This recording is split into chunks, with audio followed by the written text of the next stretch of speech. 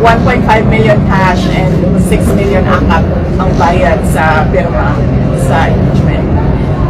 So, baka iba pa Yun yung... yung sinabi niya, recent lang sa interview sa One News. Baka iba pa yung conditional release, no? So, in addition pa yung doon sa mga natanggap mga nagpirma. And, totoo din naman yun, public record din na makikita ninyo na yung mga hindi pumirma, zero talaga yung budget para sa kanila. But more than that, alam nyo, hindi dapat nagkakaroon ng budget ang mga congressman kasi that is pork barrel. Okay?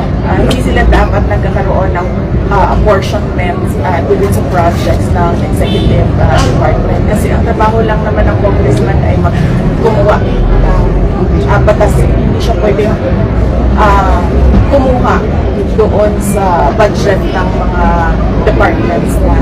So, daming irregularities and malamang yan din yung protesta ng pagkaraniwan na mga tao na hindi nagagamit ng maayos yung pera ng lahat.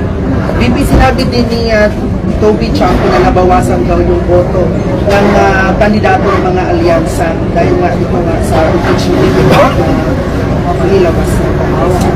Yan ang hindi ko masasabi without a study. Baka merong access sa study si Congressman Toby Chanco, kaya niya nasabi ng ganyan. But hindi ko masabi yan. Kung yan ba ang rason kung bakit pangit ang resulta ng mga senators sa alyansa.